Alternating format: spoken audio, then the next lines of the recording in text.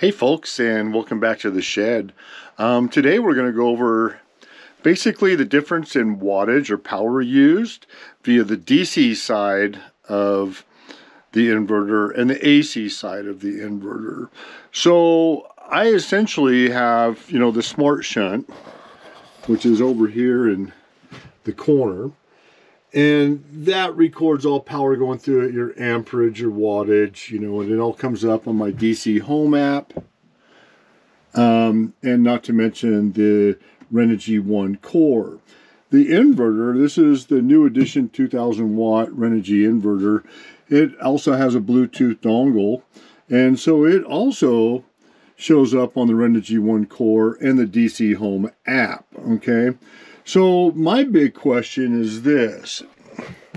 It's like, what's the difference in wattage going from DC to AC?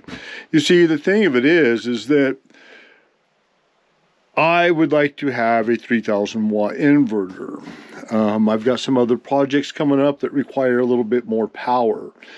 The 2000 watt inverter is great, but it doesn't run some of the bigger things I have reliably. Let me put it that way, such as my compound miter saw, which I think 3000 watts would do it. I mean, it's a close call with the 2000 watts, but when it loads up, it clicks it off. I've done it a couple times. And some other various tools that I use here and there. Mind you, I do have a remodel coming up this summer, and the goal of the remodel is to utilize nothing but solar power here at my Holly Street property, basically.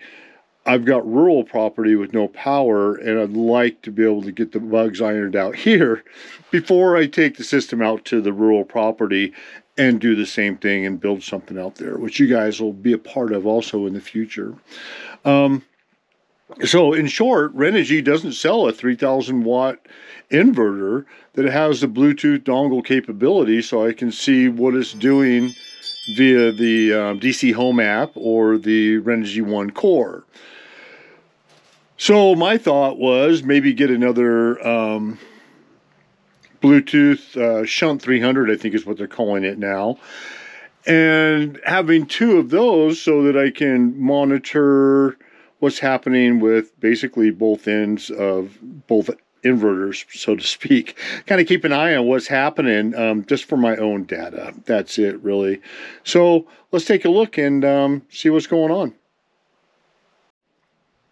Okay, so to monitor the power and have something fairly consistent, if you've watched any of my other videos, I do one with this induction burner versus a coil element, cob as they call it in Europe, or stovetop or cooktop is what they call it here in the States.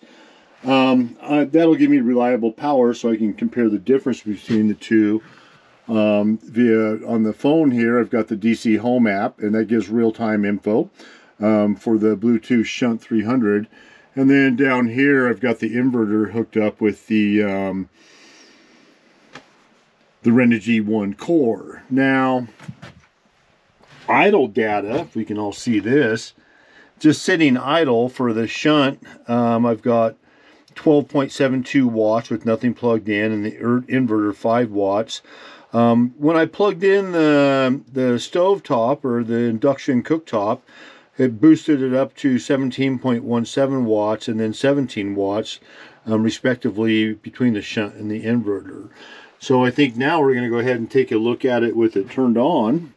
And let's kind of see what happens here. So let's just crank this up to let's just go high for the fun of it and hit start.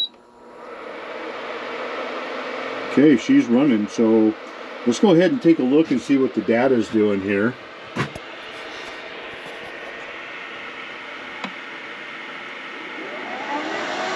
Inverter did kick on there. And basically, I know it's going to be hard for you guys to see. You can see pretty well on the graph here, though, for the inverter. It's kicked up to 1,267 watts. Okay, and then on the shunt side, it's 1,383 watts, 0.77. So there is a difference of about 300 watts or so, or less than 300 watts. So let's let it run for a minute and kind of check that out. I wonder if we get a little bit clearer of